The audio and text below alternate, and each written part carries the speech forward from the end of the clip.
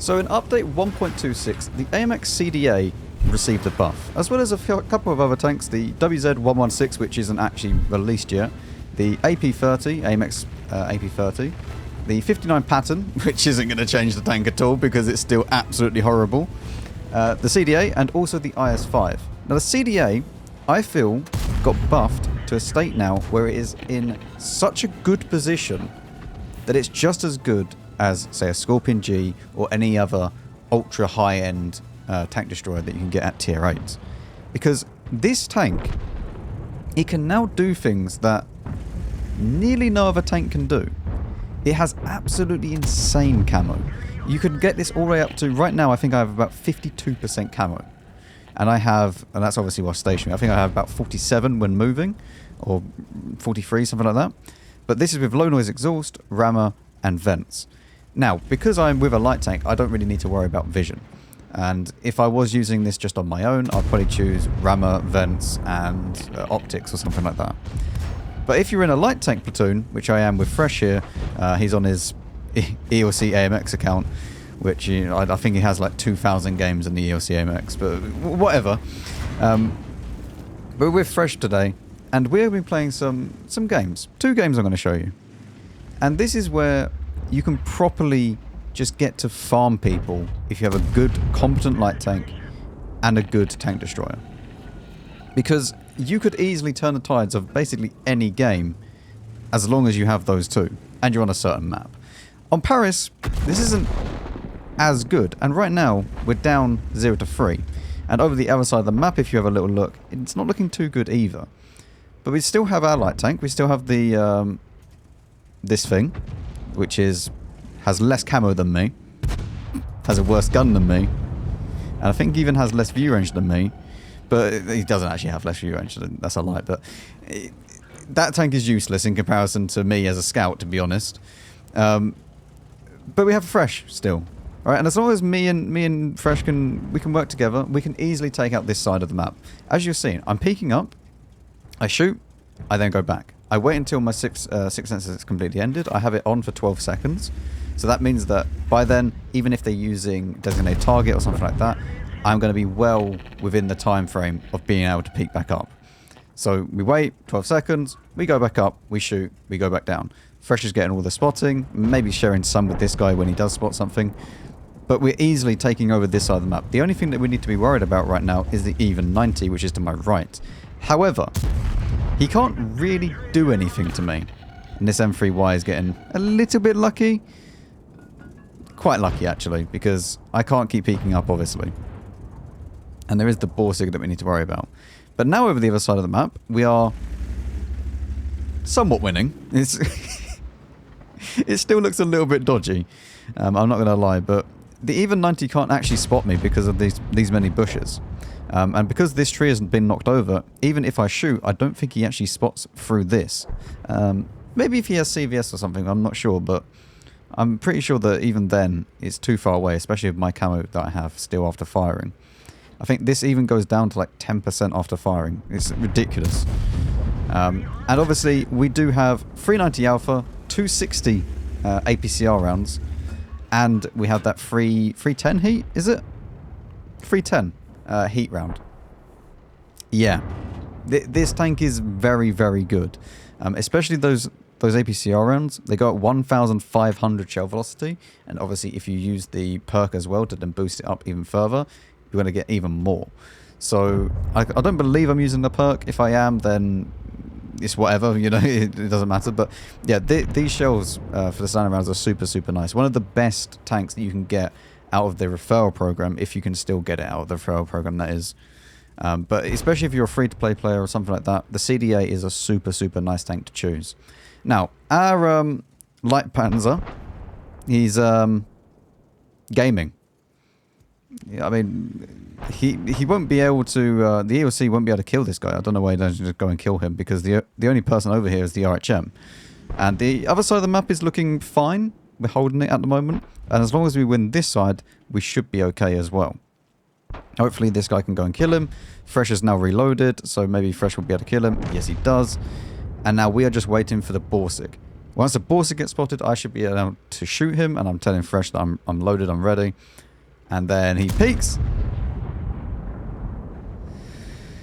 You know, it's, yeah,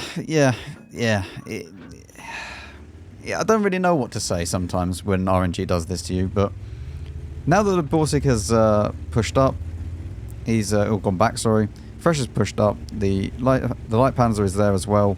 We should be able to now push through the middle, and if I can see the issue, this is very, very good. But also, if they start to push this BZ, I should be able to shoot them. So I'm looking, no opportunity to shoot there. We're now going to go and try and see where this SU is. I think I intuition as well, and then I realise how long my intuition is. We get first shot set on fire as he rolls a 569. Yes, I love this game. It's very, very fun. And now we are waiting, because obviously we are probably still spotted, and now we're definitely unspotted now, but the Borsig is obviously going to be looking this way. So Fresh is going to come up. He still has 900 health. He should be absolutely fine to take that. The score is 11 to 11, and we're 500 HP down. So as long as Fresh comes up here, and we should be able to finish him off, or maybe Fresh will. Fresh does. And now we need to be careful of everybody coming back, because the problem that we're going to face now is I can't really go down into there, just in case I get spotted. Fresh can, no problem. But if I go that way and then I get spotted, then it's not very good. And as much as the CDA does have half decent armor, it's definitely not, you know, foolproof armor. So what we do, we set up a little ambush. I go down this road. As soon as the guy comes past to try and decap Fresh or try and shoot Fresh, I can then put one in. Fresh should be able to put a few in as well. So here he is. I do try and go for the tracking shot, but I miss because I am bad at the game. But finish him off, no worries. We now wait. Make sure the SU isn't going to suddenly appear over that side. Get unspotted. And Fresh, I believe, still has his 900 hit points, so he can just take the shot from the SU. He does, and now we can push through. And this should be nice and easy. Will the SU peak? He's going to peak. And then he bounces me. Nice. As I said, as much as the CDA does have some armor, it's only about 200 millimeters thick and with some random ricochet angles. So that is a lovely way to show you that even on Paris, as long as you have competent light tanks and a good tank destroyer, you can easily go and just decimate that side of the map. And now for our next game, we are on Empire's Border. A map where not many people really like to play on because it is not really that much of a good map, especially for light tanks and especially for tank destroyers. Medium tanks and heavy tanks is not too bad as long as they actually come to meet you, but it's not really a great map overall. Now, Fresh has asked, where am I going? Because I said I'm going to go to G4 to start off with, and this is just a great position to start off with because as long as you get here fast enough, you can easily get a lovely little bit of damage on anybody that is crossing. Like this E77. One shot into him, we back off. If they choose to keep crossing and don't shoot you, you can stay there and keep putting shots into them as they are crossing. However, don't really need to do that. We're now going to go to the middle and help out Fresh. So this is where it gets kind of a little bit dodgy because if there is people in the middle, they can then shoot you back. And as you can see, the Blesk is taking damage, but we know that the Blesk is roughly in the middle of the map somewhere. So I'm sitting over here waiting to see whether or not we can shoot anybody. It's not looking so great, honestly, at this point in time. We try and kill this Even 90. We aim. Take him out the game. Very, very good. And now this opens up all of this side of the map. So hopefully maybe our Leo and Progetto can push up. Maybe spot the Blesk. But also if we look down the south, this is not looking good. This is not a good situation that our heavy tanks find themselves in. And in the middle of the map, Fresh has just killed the light Panzer. And I believe I'm going to stop moving forwards in a second to try and kill this Indian Panzer. Because as long as our Leo has pushed up, the Progetto's there, T103 is up there, we're going to put one blind into him, see if it hits. Very good. the beauty of trying to blind shot people. And he actually tried to blind shot back. I mean, fair enough. Do you know what, though? He can't actually see me, so that was actually a half-decent blind shot. But what we're doing at the moment is we were waiting, see if the Bless got spotted, because the Progetto and the Leo PTA are pushing up. Now we're going to go down here, see if we can put one into this Indian Panzer. We hit the rock, unfortunate. And as long as we're hold down and he doesn't hit the cupola, we're okay. He's firing AP, which means that it's not a guaranteed pen. If he was firing APCR, it'd be a bit different. But one into the Indian Panzer. And this tank just feels like it racks up damage very, very fast if you just leave it. You know, if they just sit there in front of you, you can rack up damage extremely fast. We're already up to 2k. And it doesn't really feel like we've been shooting forever, right? The combination of the good alpha and the good DPM is very, very good. With this kind of setup, we're using hardening instead of the low noise in this setup. And I wasn't trying to push him, but I was trying to make sure that he dies. With this setup, this is a more brawling type setup, right? Where you can take the risk with the tank. You could make sure that you go for that aggressive push like I did at the start. And right now, I tell Fresh, right, we're going into their base. We're going to kill the artillery, and then we're going to put pressure on them, because if we look down the bottom again, we've lost this, right? We can try and kill the artillery, which we are going to do. But down the bottom of the map, where in F2 region, that's a lot of heavies there still. And we don't really own anything. They can't push it, because we have the SU and whatever else is there.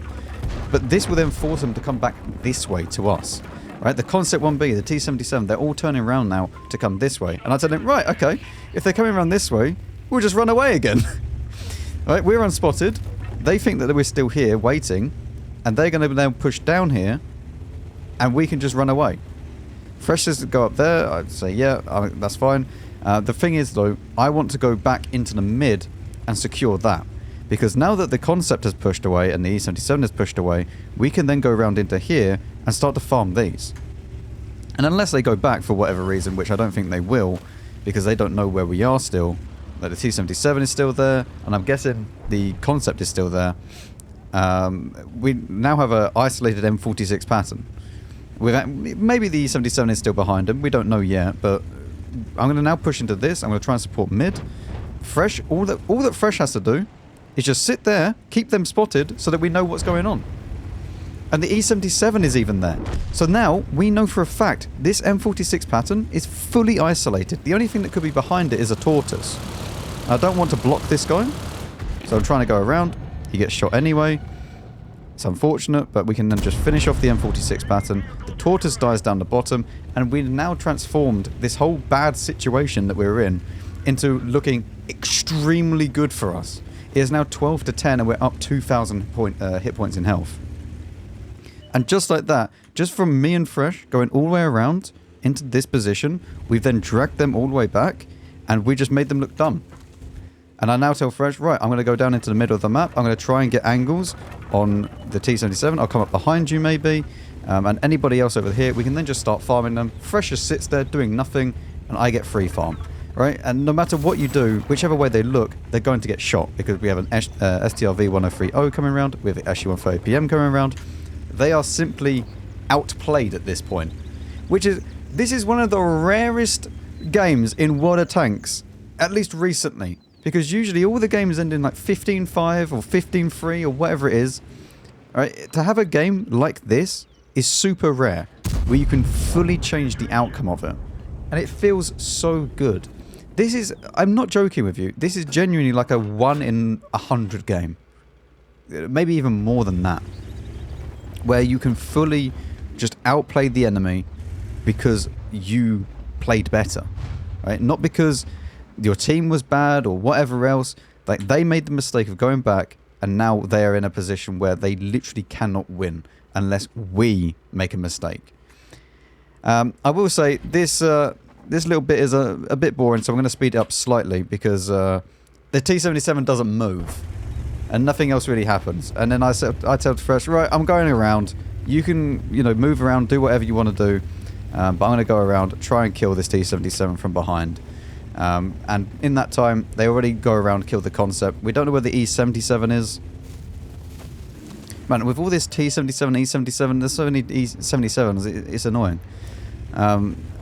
He dies. We can now go ahead, move into this, finish off the T77, and we have just turned that game around just like that. And finish him off. You didn't see anything, okay? I didn't even shoot that last shot. That wasn't me. And so for the Paris game, we got 3,000 damage. We had our team score being this. Fresh got 1,500 spotting, 1,500 damage as well. So even though that this isn't, you know, a massive game, I think he was sharing the spotting with this guy, right? Yeah. So he was sharing the spotting with both this, and just together, we just destroyed that flank.